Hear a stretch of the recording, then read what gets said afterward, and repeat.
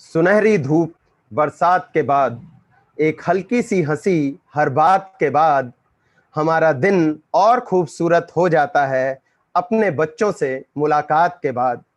प्यारे बच्चों, आपकी अपनी हिंदी की इस कक्षा में आप सभी का हार्दिक स्वागत है, अभिनंदन है और अभिवादन है। मैं अपनी पूरी टीम की तरफ से और शिक्षा निदेशालय की तरफ से आप सभी का इस कक्षा में स्वागत करता हूं। बच्चों, सबसे पहले एक चेतावनी, जो कोरोना वैश्विक महामारी से हम सबकी रक्षा करेगा। कोरोना से बचाव के उपाय अपनाएं, मास्क पहने, 2 गज की दूरी बनाएं, बार बार हाथ धोना आवश्यक है। इसके लिए बिना मास्क बाहर नहीं जाएं और 2 गज की दूरी बनाकर रखें। किसी से भी फिजिकली यानी आप उनके शरीर के आसपास न रहें, थोड़ी दूरी बनाकर रखें। और साथ ही एक और जरूरी बात है कि सार्वजनिक स्थानों पर थूकने से भी बचा जाए। इससे हम कोरोना के इस वैश्विक महामारी से पार पा सकते हैं और उससे जंग जीत सकते हैं। तो इस चेतावनी के बाद मैं बताना चाहूंगा कि आज हमारी मुख्य प्रस्तोता रहेंगी श्रीमती नीरू मलिक, प्रवक्ता हिंदी, और उनके साथ रहूंगा मैं, डॉक्टर आलोक तिवारी। हमारे साथ में जो अन्य सहयोगी रहेंगे विषय विशेषज्ञ के रूप में, वो श्रीमती सुमन शर्मा हैं, जिनसे आप भली भांति परिचित हैं, डॉक्टर अनुपमा जी हैं, और इसके अलावा हमारे साथ हमारे दल में विषय समन्वयक के रूप में डॉक्टर शिवेंद्र कुमार झा और डॉक्टर अंकित कुमार श्रीवास्तव भी साथ रहेंगे। और अब बच्चों, अब वो महत्वपूर्ण सूचना जिसे देखकर हम सभी का हृदय गदगद है, हम सभी फूले नहीं समा रहे हैं, और वह सूचना ये है कि हमारी पिछली प्रश्नोत्तरी में कुल मिलाकर हमें उत्तर प्राप्त हुए लगभग 62,000, 61,940, और ये एक कीर्तिमान है अब तक की ऑनलाइन कक्षाओं के लिए। तो इसके लिए आप सभी का बहुत बहुत आभार, बहुत बहुत धन्यवाद। और इससे हमें यह भी अंदाजा लगता है कि हमारे बच्चे कितनी रुचि ले रहे हैं इन कक्षाओं में और कितना मन से इसे पढ़ रहे हैं। और अब वो क्षण जब हम 10 विजेताओं के नाम घोषित करेंगे जिन्होंने सबसे कम समय में 100% सही अंक दिए, और वो विजेता हैं ये। नंबर 1 पर हैं भावना, जो कि टिकरी कला स्कूल की विद्यार्थी हैं। दूसरे नंबर पर प्रियंका, ये जीएसकेवी की विद्यार्थी हैं, इन्होंने स्थान का नाम नहीं लिखा। तीसरे स्थान पर हैं अनामिका, जो कि मुकुंदपुर विद्यालय की विद्यार्थी हैं। और चौथे स्थान पर हैं रितिका, ये मयूर विहार फेज 1 पॉकेट 4 की विद्यार्थी हैं। बच्चों, शुरुआती चारों स्थान हमारी बच्चियों ने प्राप्त किया है और जिसको देखकर हम बहुत प्रसन्न हैं। उम्मीद करते हैं कि हमारे बच्चे भी अब इस प्रतिस्पर्धा में हिस्सा लेंगे और एक दूसरे के साथ एक स्वस्थ प्रतिस्पर्धा में शामिल होंगे। इसके बाद आता है नंबर विवेक कुमार जी का, जो कि लॉन्सर रोड के विद्यार्थी हैं। Manish, IP extension RPVV. Jyoti, GSKV Khajuri Khas. Aarti, GSKV Alipur. Rahul Negi, government coed Sarvodaya Vidyalaya sector 13 Dwarka. और 10वें स्थान पर फिर से एक बच्ची है, चंदा कुमारी। इन्होंने भी अपने जगह का स्थान का नाम नहीं लिखा है। मैं अनुरोध करूंगा कि आप लोग अपने स्थान का नाम जरूर लिखें। और आप सभी को इसी के साथ बहुत बहुत बधाई, आपके शिक्षकों को, आपके गुरुजनों को और आपके माता पिता को भी बधाई, और हमारी टीम की तरफ से बहुत बहुत बहुत आभार। और अब हम बढ़ते हैं उस कक्षा की तरफ जिस कक्षा के लिए हम लोग यहाँ उपस्थित हुए हैं। इससे पहले हम लोगों ने इस कड़ी में जो पहला भाग हमने पढ़ा था, उसमें हमने रघुवीर सहाय के व्यक्तित्व कृतित्व के विषय में पढ़ा था। साथ ही हमने उनकी एक कविता वसंत पढ़ी थी।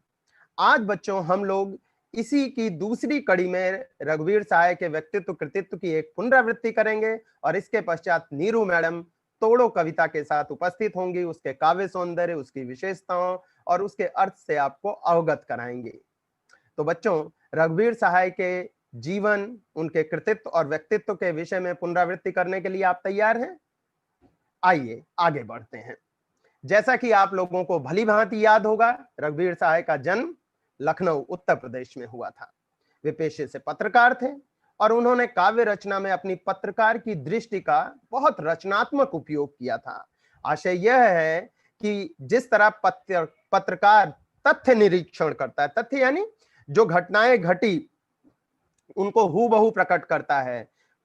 उस प्रकार रघुवीर सहाय जी ने घटने वाली तमाम घटनाओं पर पैनी नजर रखी, लेकिन अपनी कविताओं में उन्होंने घटनाओं के तथ्यात्मक वर्णन से ज्यादा उसका मनुष्य के जीवन पर पड़ने वाले प्रभावों का प्रस्तुतिकरण किया, और यह इनकी दृष्टि की रचनात्मकता का एक सबूत बना। नई कविता में इसीलिए रघुवीर सहाय जाने जाते हैं। वे नई कविता के कवि हैं। उनकी कुछ कविताएं अज्ञेय द्वारा संपादित दूसरा सप्तक में संकलित हैं। यहीं से हमें रघुवीर सहाय का परिचय प्राप्त हुआ था। इसके बाद कविता के अलावा उन्होंने रचनात्मक और विवेचनात्मक गद्य भी प्रचुर मात्रा में लिखा है। बच्चों, व्यापक सामाजिक संदर्भों के निरीक्षण, अनुभव और बोध को कविता में व्यक्त करना रघुवीर सहाय की एक बड़ी विशेषता थी। सामाजिक संदर्भ यानी समाज को संदर्भ के रूप में लेते हुए समाज की घटने वाली घटनाओं को वानगी के रूप में, उदाहरण के रूप में लेते हुए उनका निरीक्षण करते थे। वे उनसे अनुभवों को संकलित करते थे और उसे अपनी समझ के अनुसार कविता में इस प्रकार व्यक्त करते थे कि कविता समाज के लिए लाभदायक तत्व के रूप में उभर कर आती थी। रघुवीर सहाय ने मुक्त छंद के साथ ही साथ छंद में भी काव्य रचना की।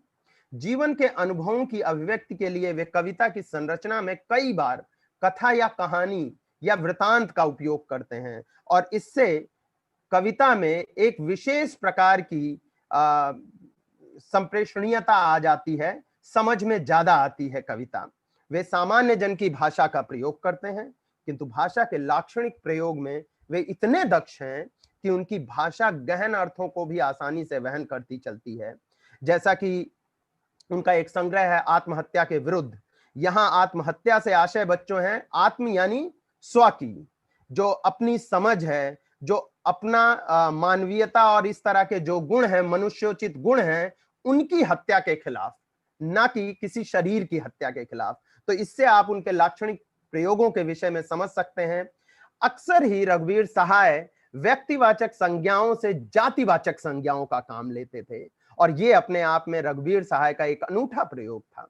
व्यक्तिवाचक संज्ञा यानी जैसे राम, राम गुलाम, राजा राम। अब मसलन एक उदाहरण मैं देता हूं कि दो शब्द हैं, राजा राम और राम गुलाम, और इन दोनों शब्दों का अर्थ किसी व्यक्ति विशेष के रूप में हो सकता है, लेकिन रघुवीर सहाय राजा राम प्रभुत्वशाली वर्ग के लिए इस्तेमाल करते हैं, और राम गुलाम उस वर्ग के लिए जो दलित है, पीड़ित है, आम जन है। जाहिर सी बात है रघुवीर सहाय की पक्षधरता राम गुलाम के साथ है, राजा राम के साथ नहीं। एक कविता की कुछ पंक्तियां मैं आपको सुना भी देता हूं इस सिलसिले में कि जोड़कर हाथ काढ़ कर खीस खड़ा है बूढ़ा राम गुलाम, जोड़कर हाथ काढ़ कर खीस खड़ा है बूढ़ा राम गुलाम, सामने आकर के हो गए प्रतिष्ठित पंडित राजा राम। अब यहां पर दृश्य क्या है? एक पंक्ति में सुविधाओं को प्राप्त करने के लिए घंटों से राम गुलाम खड़ा है, लेकिन सामने जब मौका आया कुछ प्राप्त होने का, सत्ता से, प्रशासन से, तो पंडित राजा राम सामने प्रतिष्ठित हो गए। बच्चों, इनकी कविता संग्रहों, निबंध संग्रहों और कहानी संग्रहों पर हमने पहले विस्तार से बात किया था, उन्हें दोहराने का अर्थ नहीं है, लेकिन मैं चाहूंगा कि एक बार आप इनके शीर्षकों पर दृष्टि डालें।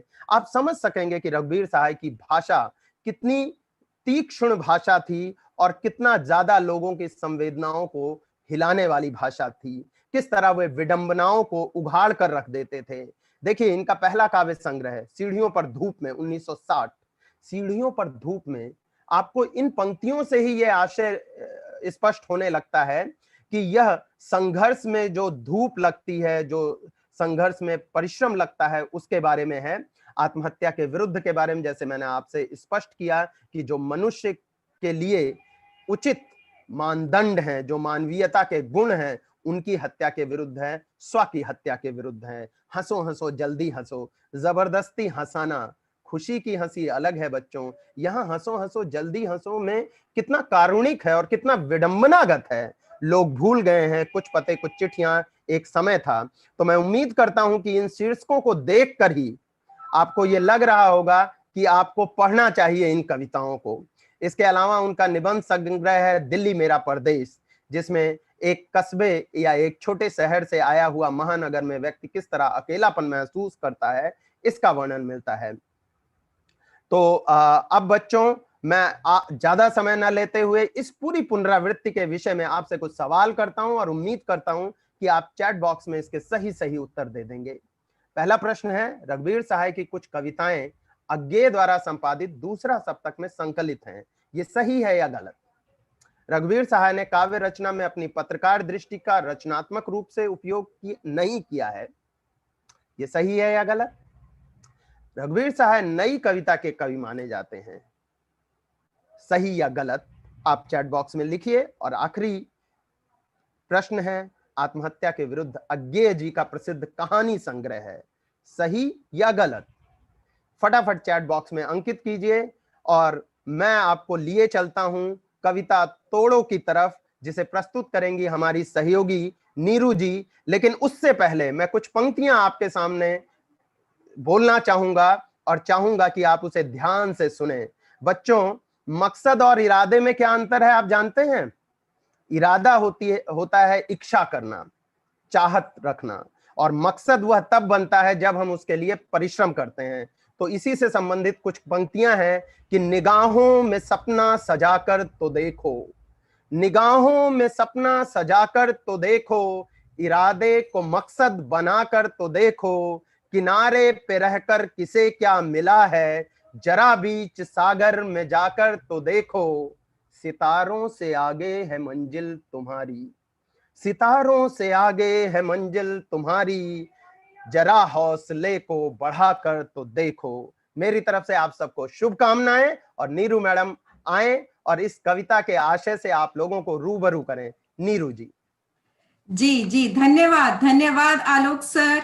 आज आपने जो कविता प्रस्तुत की है हमारे इरादों को लेकर, और जिस उमंग इस कविता को जो आज हम कविता तोड़ो पढ़ने वाले हैं, उस कविता के लिए जिस उमंग और उत्साह के माहौल की जरूरत है, उस माहौल का आपने बखूबी निर्माण कर दिया है। तो आज बच्चों को कविता बहुत अच्छी तरीके से समझने आने वाली है। नमस्ते बच्चों, कैसे हो आप सब? तो जल्दी से आप भी मुझे एक वायदा कर दीजिए कि इस उमंग, इस उत्साह और इस उम्मीद को आप पूरी कक्षा में यूं ही बनाए रखेंगे। तो आप स्क्रीन पर देख रही हैं कि कविता का नाम है तोड़ो। आखिर इस शीर्षक का मतलब क्या है, इसका अभिप्राय क्या है? और साथ ही बच्चों आप नीचे देख रहे हैं कि एक अनगढ़ पत्थर को तराशा जा रहा है, तोड़ा जा रहा है, और किसकी सहायता से? छेनी हथौड़ी की सहायता से। और देखो बच्चों, अपने शरीर पर छेनी हथौड़ी की मार रूपी संघर्ष को धीरजता से झेलने के बाद यही अनगढ़ पत्थर का निर्माण हो गया है, एक नया निर्माण हो गया है एक सुंदर मूर्ति में। तो चलो एक और उदाहरण ले लेते हैं, घड़े का। जी हाँ, आपने मटका तो देखा ही है, और उस मटके में आप जानते हैं कि कितना शीतल पानी रहता है। कैसे बनता है ये मटका? बच्चों बिल्कुल ठीक, कि मटके के लिए पहले मिट्टी को पानी में भिगोया जाता है, उसके बाद क्या किया जाता है? उसको पैरों से गूंथा जाता है, उसके बाद उसे चाक पर चढ़ाया जाता है और थापों की चोट से उसे आकार दिया जाता है। बात यहीं खत्म नहीं होती बच्चों, उसके बाद उसे आग में तपाया जाता है। उसके बाद उस मटके में इतनी क्षमता आती है कि वो पानी को शीतल रखता है। तो ये बच्चों, ये क्षमता ये कहां से आई उस घड़े में? उसने संघर्ष को झेला, संघर्ष को प्राप्त किया, और संघर्ष प्राप्त करने के लिए बहुत जरूरी है कि सबसे पहले शुद्ध हुआ जाए, परिष्कृत हुआ जाए। तो यही है बच्चों हमारी कविता तोड़ना। अब आप समझ गए हैं कि तोड़ने का मतलब क्या है। तोड़ना वह है जो नव निर्माण से पहले, सृजन से पहले की एक बहुत जरूरी प्रक्रिया है। और आप देख रहे हैं ना अपनी स्क्रीन पर कि सृजन क्या होता है, कि रचना किसी वस्तु, विचार, कला, साहित्य आदि के क्षेत्र में कुछ भी रचना या आविष्कार करना, बनाना ही सृजन कहलाता है। तो बच्चों ये बात तो हुई सृजन की।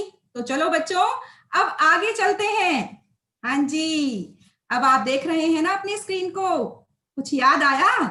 जी हाँ, ये कहानी तो आपने कक्षा 8वीं में भी पढ़ी थी, दशरथ मांझी के बारे में। दशरथ मांझी के बारे में आपने कहानी पढ़ी और आपने ये महसूस किया था कि दर्द ने उन्हें ऐसा तोड़ा कि वह संकल्प लेकर पहाड़ को तोड़ने बैठ गए।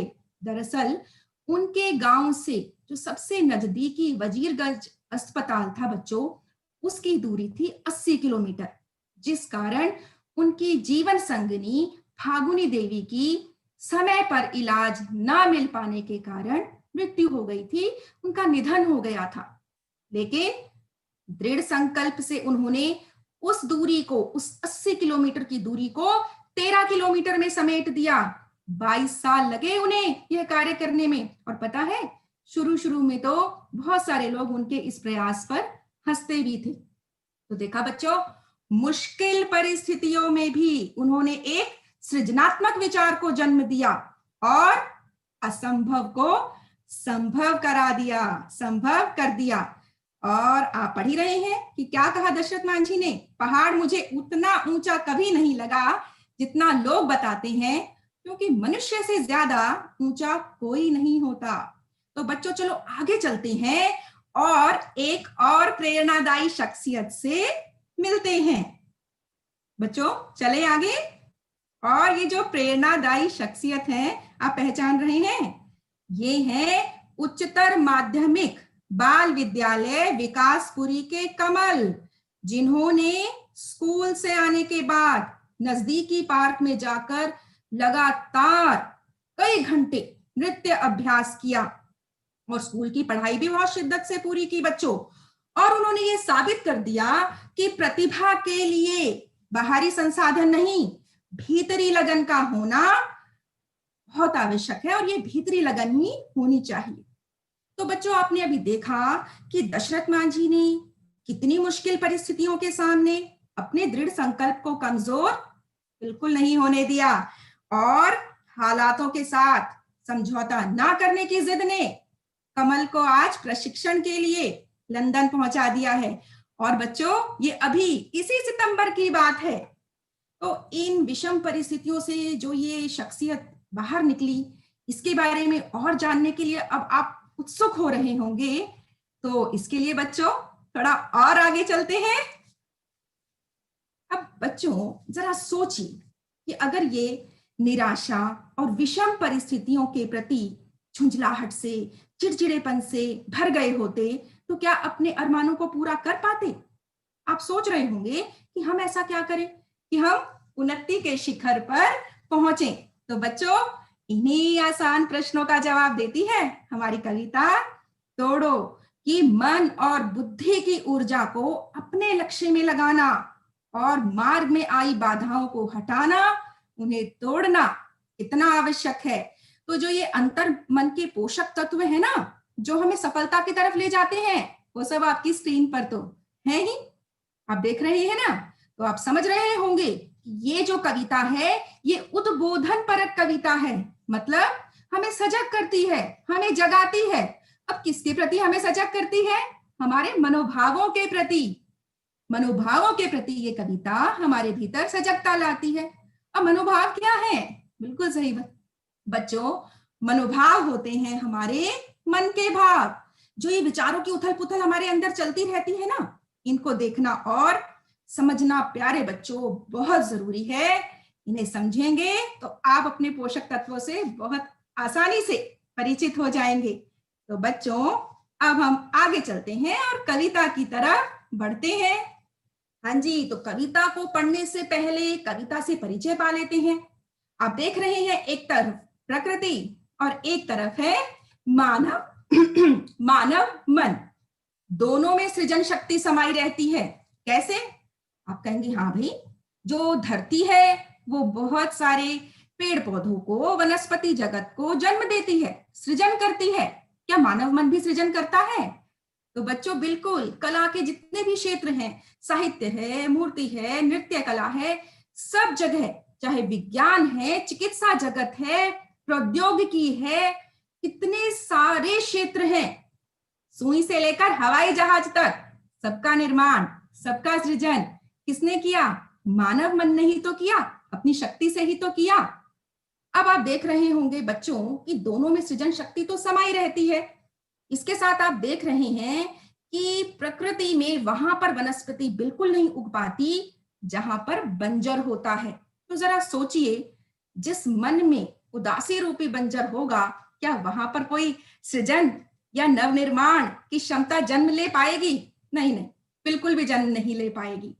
और बच्चों, हम धरती के बंजरपन को तोड़ सकते हैं ना? कैसे? पत्थर चट्टानों को हटाकर मिट्टी की गुड़ाई करके, तो फिर मन के बंजरपन को कैसे नहीं तोड़ सकते?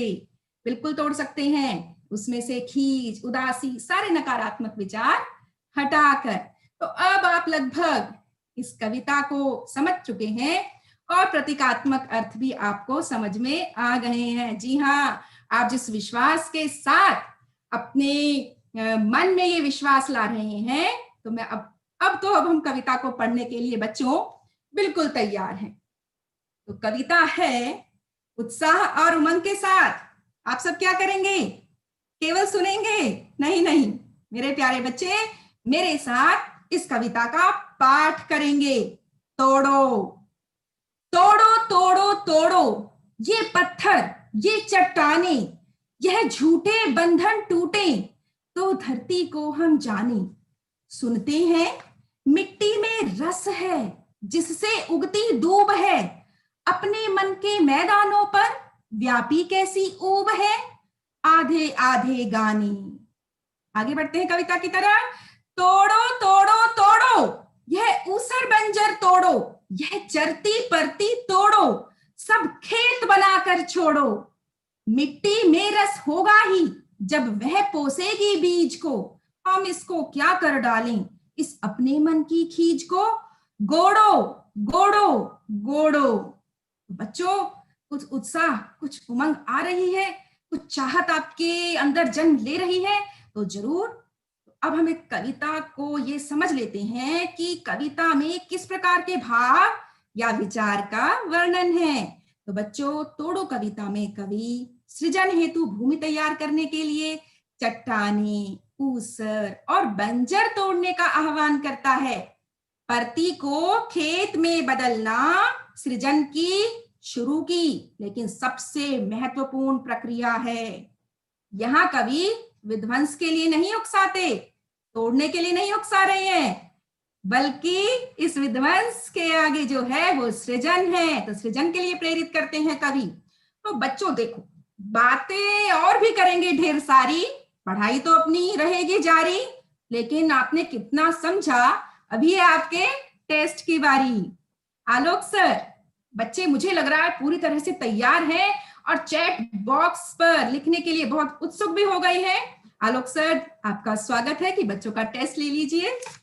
धन्यवाद नीरू मैडम। निश्चित रूप से बच्चे उत्सुक होंगे। आपने जिस तरह से इस कविता की शुरुआत की है और जिस तरह से प्रतिपाद्य स्पष्ट किया है, बच्चे इन प्रश्नों के उत्तर देने के लिए उतावले हो रहे होंगे। तो मैं ज्यादा समय क्यों लूं, मैं भी इन प्रश्नों को पढ़ता हूं और बच्चे चैट बॉक्स में उत्तर लिखें। कविता में कवि ने प्रकृति की तुलना की है, किससे की है? मन से या मस्तिष्क से? दूसरा, कवि के लिए प्रेरित करता है, विध्वंस के लिए या सृजन के लिए? उचित विकल्प लिखें। और तीसरा है, तोड़ो उद्बोधन परक कविता है या उदासीनता परक? फटाफट चैट बॉक्स में उत्तर लिखिए और मैं फिर से अपनी सहयोगी नीरू जी का स्वागत करता हूं कि वे कविता को इसी खूबसूरती के साथ और इसी तन्मयता के साथ हमारे बच्चों को समझाएं। नीरू जी। आलोक सर, एक सेकंड के लिए मैं थोड़ा सा बाधा डालूंगी बीच में।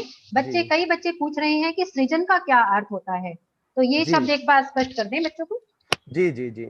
सृजन का अर्थ है बच्चों बनाना, रचना करना। एक चीज ध्यान रखें, जब हम सृजन की तरफ अग्रसर होते हैं तो हम अपने दो तरह के विशेषताओं का, मनुष्य के विशेषताओं का उपयोग करते हैं। एक तो है मनुष्य की इच्छा शक्ति का, उसकी कल्पना शक्ति का, मनुष्य क्या क्या सोच सकता है, और दूसरी तरफ जीवन के लिए उपयोगी जो बोध है, जो समझ है। जब इन दोनों का मेल होता है तो हमारी बुद्धि सृजन की तरफ अग्रसर होती है। इसे आप यूं समझ सकते हैं कि जिस तरह से एक कलाकार मूर्ति बनाता है, एक कवि कविता लिखता है, या एक वैज्ञानिक आविष्कार करता है, ये सब सृजन का उदाहरण है। जी ठीक है, तो नीरू मैडम फिर से मैं आपको आमंत्रित करता हूं कि आप और विस्तार से बताएं, और आप जब पढ़ाएंगे तो निश्चित रूप से सृजन का ये अर्थ क्रमशः अंत तक सृजन ही स्पष्ट होगा इस कविता में। नीरू जी स्वागत है। जी सर, लेकिन मुझे बहुत अच्छा लग रहा है कि बच्चे उत्सुक हैं और ज्यादा से ज्यादा कविता के बारे में जानना चाहते हैं। तो बच्चों ऐसे ही अपने प्रश्न पूछते रहो, प्रश्नों में तो कोई रुकावट नहीं आनी चाहिए, बिल्कुल बाधा नहीं आनी चाहिए। अब हम इस कविता को और भी विस्तार से पढ़ेंगे, और आप ये देख रहे हैं ना आपकी स्क्रीन पर कुछ शब्द परिचय है। धरती का मतलब मन। आप सोचेंगे नहीं नहीं, धरती का मतलब तो भूमि होता है, जमीन होता है, धरा होता है। तो बच्चों ये जो आपके तीनों अर्थ हैं, ये इस कविता में प्रतीकात्मक अर्थ हैं, जो मूल अर्थ से इतर किसी दूसरे अर्थ की तरफ ही संकेत कर रहे हैं। तो आप ध्यान रखेंगे और पूरी कविता में आप महसूस करेंगे कि कोई दूसरा अर्थ ही जो हमें प्रयोजित अर्थ है हम उसका ही उपयोग कर रहे हैं। तो लक्षणा शक्ति है वो इस कविता में, भाषा की लक्षणा शक्ति से आप रूबरू साथ साथ होते रहेंगे। तो हमारी कविता अब हम शुरू करते हैं। तोड़ो तोड़ो तोड़ो ये पत्थर ये चट्टाने, यह झूठे बंधन टूटे तो धरती को हम जाने। बच्चों कवि सृजन और नव निर्माण की प्रेरणा देते हुए, सृजन अब आप समझ चुके होंगे, कुछ नया बनाना, कुछ नया रचना, कुछ नया सोचना, उसकी प्रेरणा देते हुए कहते हैं कि देखो अगर धरती को उपजाऊ बनाना है तो उस पर श्रम तो करना होगा, उसकी जानकारी हासिल करनी होगी, और इसके लिए सबसे पहले मिट्टी के भीतर जो धसे चट्टाने हैं, जो पत्थर हैं, उन्हें तोड़ना होगा, समाप्त करना होगा, दूर हटाना होगा। क्यों? क्योंकि चट्टाने और पत्थर उसे अनुपयोगी बनाते हैं। तो जब ये अस्थाई अवरोध हट जाएंगे ना, तब धरती सृजन के लिए तैयार हो जाएगी। आप कहेंगे हाँ ये तो हमें पता है कि धरती को तैयार करने के लिए ये सारी प्रक्रिया तो करनी जरूरी होती है। हाँ बच्चों बिल्कुल पता है आपको, लेकिन कवि ने प्रकृति से मानव मन की तुलना की है। इसी तरह जो मानव मन अनुपजाऊ है, अर्थात उदासी से, खिन्नता से, परेशानियों से, निराशा में डूबा हुआ है, उसे भी सृजनशील और क्षमतावान बनाने के लिए उसमें व्याप, ऊब, हार मानने की प्रवृत्ति, डर, संघर्ष से डर, अरुचि इत्यादि जितने भी भाव हैं उनको निकालना होगा। तो आप कहेंगे, सोच रहे होंगे, अच्छा तो ये जो अरुचि है, ये जो ऊब है, यही सब तो हमारे धरती रूपी मन में समाये पत्थर और चट्टाने हैं। हाँ बच्चों बिल्कुल, ये नकारात्मक विचार ही हैं। जब ये निकलेंगे तभी हमारा जो मन है ना वो नव निर्माण के लिए तैयार होगा। अब आप सोच रहे होंगे कि ये झूठे बंधन क्यों है, ये सारे नकारात्मक विचार आखिर झूठे बंधन क्यों है? तो झूठ का क्या मतलब होता है? जो अस्थाई है, जो सदा नहीं रहने वाला है, जो सच नहीं है, यानी कि जो बिल्कुल महत्वहीन है। यानी कि बच्चों ये सदा ना रहने वाले महत्वहीन विचार ही झूठे बंधन है। अब ये बंधन क्यों है? क्योंकि ये हमारी सही सोच को बांध देते हैं, और सही सोच जब हमारी बंध जाती है, इससे क्या होता है, हम असहाय हो जाते हैं और बच्चों हम दूसरों पर निर्भर हो जाते हैं। तो बच्चों इनको जब हम हटाएंगे ना, इन नकारात्मक विचारों को, तो हमें आशावादिता और सकारात्मकता की सच्ची स्वतंत्रता प्राप्त होगी। ठीक है बच्चों, लेकिन जब तक ये नकारात्मक विचार नहीं हटेंगे तो हम अपनी मन रूपी धरती को बिल्कुल भी नहीं पहचान सकेंगे। धरती को जानना है तो अपनी मन की शक्ति को, अपने मनोभावों को भी जानना होगा। तो बच्चों ये बातें तो आप बहुत अच्छी तरीके से समझ चुके हैं। तो अब हम कविता में आगे चलते हैं। जी सुनते हैं मिट्टी में रस है, जिससे उगती दूब है, अपने मन के मैदानों पर व्यापी कैसी ऊब है, आधे आधे गाने। बच्चों हम सब जानते हैं कि जो ये मिट्टी है ना, मिट्टी में रस होता है, अर्थात उसमें उर्वरा शक्ति होती है। और ये उर्वरा शक्ति है ना, उर्वरा शक्ति मतलब उसके उपजाऊपन की शक्ति, इससे बहुत सारी वनस्पति उगाती है। तो ये उर्वरा शक्ति ही बच्चों उसकी प्राण शक्ति है। और इसी शक्ति से धूप मतलब घास उगाती है और यही धूप चहु और फैलकर हरियाली फैलाती है। फिर हमारे मन में भी तो हरियाली फैल सकती है।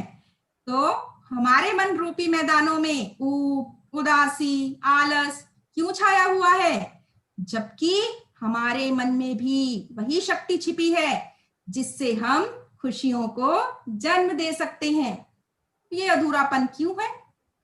अगर सृजन करना है तो सबसे पहले मन से चट्टाने पत्थर यानी कि उकताहट, ऊब, बेचैनी, खिन्नता इन सबको हटाना होगा और पूरे प्रयास के साथ अपने कार्य में अपने लक्ष्य के प्रति लग जाना होगा। क्योंकि बच्चों आधे अधूरे मन से किए गए जितने भी कार्य हैं ना वो कभी सफलता नहीं दिलवा सकते। अब आप समझे आधे आधे गाने का मतलब? आधे आधे गाने का मतलब है आधे अधूरे मन से किए गए प्रयास। तो बच्चों प्रतिबद्ध व संकल्प युक्त दृष्टिकोण ही मनुष्य को सफल बनाता है। अब मानते हैं ना अब आप? और ये दृष्टिकोण बाहर से जन्म लेगा या अंतर्मन से, भीतर से? जरा सोचिए। बिल्कुल अंतर्मन में ही ये दृष्टिकोण जन्म लेगा। तो बच्चों आप इस दृष्टिकोण को मन में जन्म दीजिए और बच्चों प्रसन्न अपने मन में जल्दी से भरो उत्साह। लिख डालो सारे जवाब। हम कहेंगे वाह बच्चों वाह। तब आप समझ गए हैं ना टेस्ट की बारी है। आलोक सर बच्चे बिल्कुल तैयार हैं टेस्ट के लिए। जी धन्यवाद नीरू जी। तो बच्चों तैयार है ना आप लोग? आइए अब आपसे मैं उन प्रश्नों को करता हूं जो आपके स्क्रीन पर दिखाई दे रहे हैं और आप इसके उत्तर चैट बॉक्स में लिखिए। पत्थर व चट्टाने हटाने से धरती हो जाएगी क्या उपजाऊ या अनुपजाऊ? दूसरा, झूठे बंधन टूटने से मन से मुक्त हो जाएगा, किससे? निराशा से या आशा से? और तीसरा और आखिरी प्रश्न है, आधे अधूरे गानों से कवि का अभिप्राय क्या है? मजबूत इच्छा शक्ति से किए गए प्रयास या अनिच्छा से किए गए प्रयास? तो फटाफट चैट बॉक्स में उत्तर लिखिए और मैं आपके और नीरू मैडम के बीच में ज्यादा देर तक बाधा नहीं बनना चाहता। मैं चाहता हूं कि कविता को इसी उत्साह से आप पढ़ते रहिए, समझते रहिए और मैं भी समझता रहूं। नीरू जी आइए। धन्यवाद सर, बहुत बहुत धन्यवाद। और प्यारे बच्चों अब हम कविता पढ़ने के लिए और आगे बढ़ने के लिए बिल्कुल तैयार हैं। तोड़ो तोड़ो तोड़ो यह ऊसर बंजर तोड़ो, यह चरती परती तोड़ो, सब खेत बनाकर छोड़ो। शब्द परिचय तो आपके सामने स्क्रीन पर है ही, वो तो आप पढ़ ही लेंगे। तो बच्चों इन कविताओं का, इस कविता की इन पंक्तियों का क्या अर्थ है जरा उसको भी देख लेते हैं। तो बच्चों कवि उत्साह का संचार करते हुए कहते हैं कि सृजन के लिए धरती को तैयार करने के लिए चट्टाने, ऊबड़ खाबड़, अनुपयोगी बंजर धरती को तोड़कर एकसार करना होगा, तभी उस पर खेत बनेंगे और तभी उसमें सुंदर फसल लहलहाएगी। ये तोड़ना बहुत आवश्यक है। अब मन में क्या होगा? अर्थात पूरी शक्ति के साथ अनुत्साह और निराशा को मन से बिल्कुल हटा दो बच्चों। परती भूमि मतलब बंजर भूमि और चरती का मतलब क्या होता है? वह भूमि जो पशुओं के चारागाह हेतु जो भूमि छोड़ दी जाती है। तो कवि कह रहे हैं जो पशुओं के चारागाह के लिए कवि जो ये हमने धरती छोड़ दी है ना, इसको भी नवनिर्माण के लिए तैयार करो। क्यों? क्योंकि चरती भूमि बच्चों कुछ सालों के बाद अनुपजाऊ हो जाती है। बहुत समय तक अगर उस पर कोई नई फसल ना उगाई जाए तो बच्चों उसको भी श्रम से हमें खेत बनाना होगा। बच्चों ऐसे ही मनुष्य में भी क्या होता है, कई बार हम अपने निर्धारित लक्ष्यों को मन में यह सोचकर छोड़ देते हैं कि कुछ समय बाद आराम से उन पर कार्य करेंगे। लेकिन होता क्या है, आलस्य और अरुचि के कारण क्या होता है कि लक्ष्यों की प्राप्ति के लिए जो उत्साह चाहिए होता है ना, वो क्षीण होते होते, कम होते होते बिल्कुल खत्म हो जाता है। तो बच्चों इसीलिए अभी से अपने लक्ष्य में उत्साह का संचार कर दो, देर नहीं करनी है। अब यह शुरू में बहुत मुश्किल लगेगा, ठीक है, लेकिन यही चरण बच्चों सबसे महत्वपूर्ण है, बहुत महत्वपूर्ण चरण है। मन में से अरुचि को निकालना है, आलस रूपी बाधाओं को हटाना अत्यंत आवश्यक है, और तभी तो आत्म विकास के हरे भरे खेत लहलहा सकेंगे। अब आप समझ गए होंगे कि मन के भीतर की जो ये ऊब है, यही सृजन में बाधक है। और भाई कवि तो इसको दूर करने के लिए पूरी तरह से पक्षधर है कि इस ऊब को दूर किया जाए। क्या आप भी इस ऊब, आलस, अरुचि को दूर करने के पक्षधर हैं? तो चैट बॉक्स पर लिख के बताइए, हैं या नहीं। आप तब तक लिखिए और हम बच्चों कविता में आगे बढ़ते हैं। ठीक है बच्चों, आगे चलते हैं कविता में। मिट्टी में रस होगा ही जब वह पोसेगी बीज को, हम इसको क्या कर डालें, इस अपने मन की खींच को गोड़ो गोड़ो गोड़ो। तो बच्चों अब तो कवि ने हमें गोड़ने का संदेश दे दिया है। पोसना मतलब पालन करना, खींच मतलब आप समझ चुके हैं, और गोड़ों का अर्थ भी आप अपनी स्क्रीन पर देख लीजिए। तो बच्चों जरा मुझे सोच के बताइए कि मिट्टी जो है वो कब सृजन करती है? जब उसकी सभी बाधाएं हट गईं। अब क्या किया, उसमें उत्तम प्रकृति के बीज डाले जाते हैं, तब मिट्टी अपने रस से बीज का पालन करती है। अब ये रस क्या है? रस वो आर्द्रता है, वो नमी है, वो पोषक तत्व हैं जो मिट्टी में समाये रहते हैं। तो बच्चों उत्तम बीज डालने पर मिट्टी ने उनका पोषण किया और उनको अंकुरित कर दिया। अब आप कहेंगे हम अपने मन में बीज कैसे डालें? बिल्कुल डाल सकते हैं बच्चों। ऐसे ही हमारे मिट्टी रूपी मन में उत्तम बीज रूपी उत्तम विचारों को डाला जाएगा, तो मन अपनी ऊर्जा से उनको अंकुरित करेगा। मतलब हमें वह योग्यता मिलेगी जिससे क्या मिले? सफलता मिले, प्रसन्नता मिले।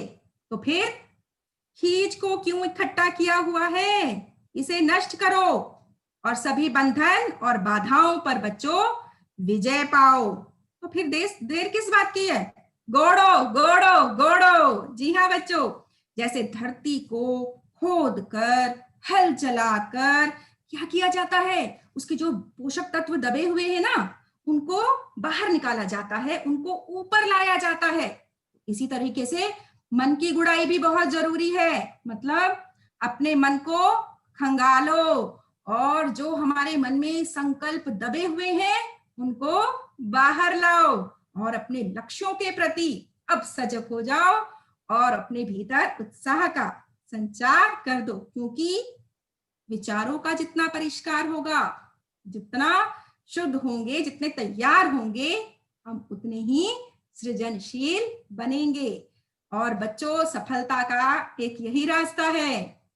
तो बच्चों अब आपने देख लिया कि मन की क्षमताओं को अगर हमें पूर्ण रूप से प्राप्त करना है तो हमें क्या करना होगा? बिल्कुल अपने मन की कमजोरियों को दूर करना होगा। तो वायदा है अपने मन की कमजोरियों को हम जरूर दूर करेंगे। तो बच्चों अब हम आगे बढ़ते हैं, और क्योंकि आपकी आ गई है टेस्ट की बारी, तो चले बच्चों। जी आलोक सर। धन्यवाद मैडम, आपकी आ गई है अब टेक्स्ट की बारी, इसीलिए उपस्थित हैं डॉक्टर आलोक तिवारी। तो पहला प्रश्न मैं आपसे पूछता हूं, परती को खेत में बदलना सृजन की प्रक्रिया है, अंतिम या आरंभिक? अगला प्रश्न है, मन को गोड़ना आवश्यक है क्षमतावान बनाने के लिए या कमजोर बनाने के लिए? और तीसरा, खीज मन को बना देती है शुष्क और बंजर या आर्द्र और उपजाऊ? आर्द्र उपजाऊ बनाती है या शुष्क या और बंजर? फटाफट चैट बॉक्स में लिखिए और हम देखते हैं अगला मंजर। आमंत्रित करते हैं नीरू जी को। नीरू जी। जी सर, जी।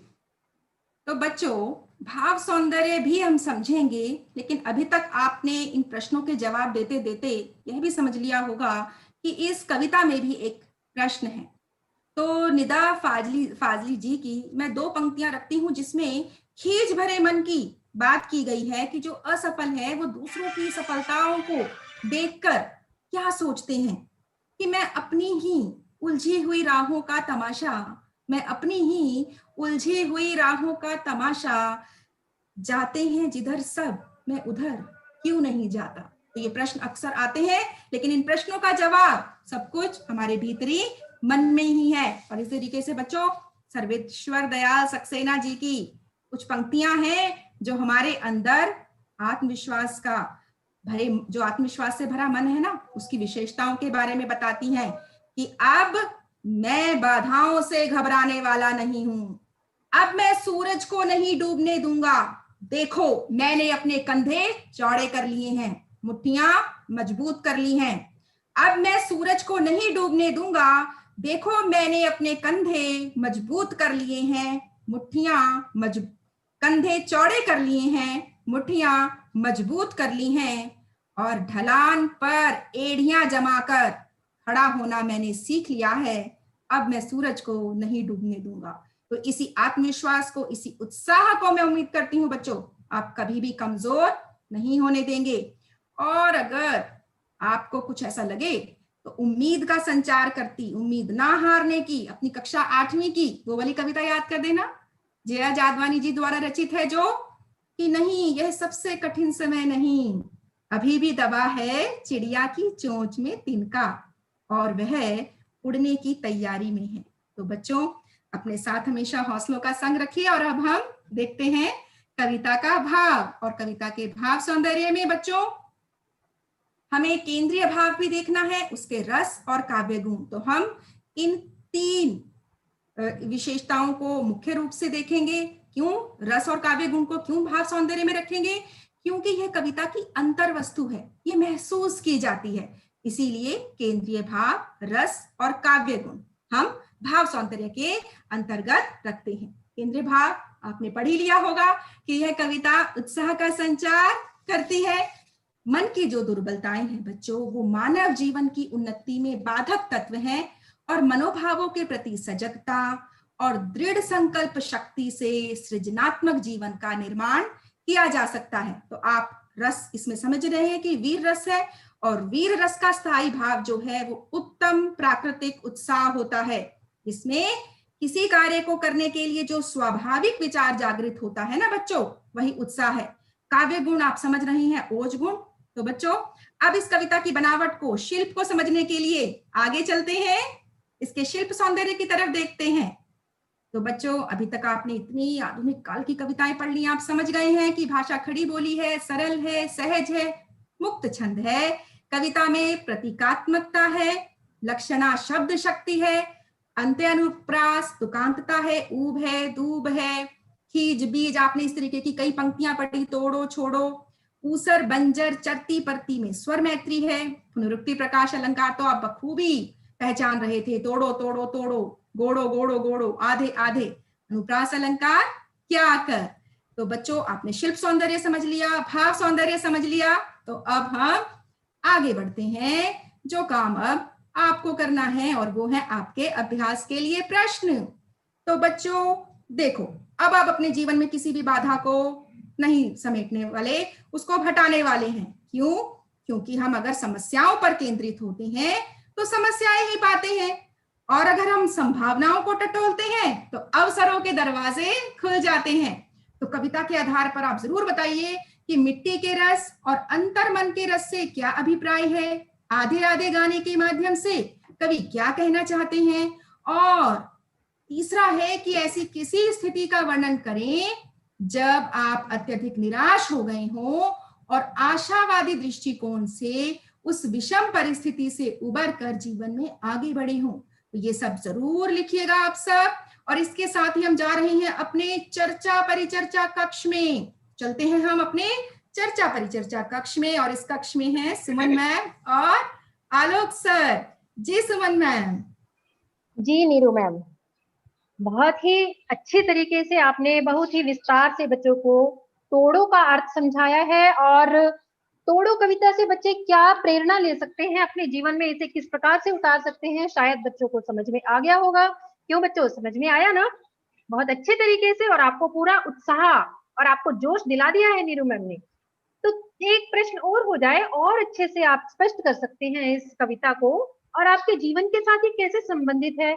मैं आलोक सर से एक प्रश्न पूछना चाहूंगी। आलोक सर, बच्चों को जी थोड़ा सा ये भी स्पष्ट कर दें कि उद्बोधन शब्द का क्या अर्थ है इस कविता में, और यह कविता क्योंकि आधुनिक काल के कवि द्वारा लिखी गई है, तो आधुनिक काल के जीवन की से किस तरह से संबंधित है ये कविता, जो हमारे जीवन की आज की जटिलताएं हैं जी उसमें यह कविता किस प्रकार से प्रासंगिक बैठती है, किस तरह से संबंध रखती है ये कविता। तो थोड़ा जी सा जी संक्षेप में बच्चों को ये स्पष्ट कर दें।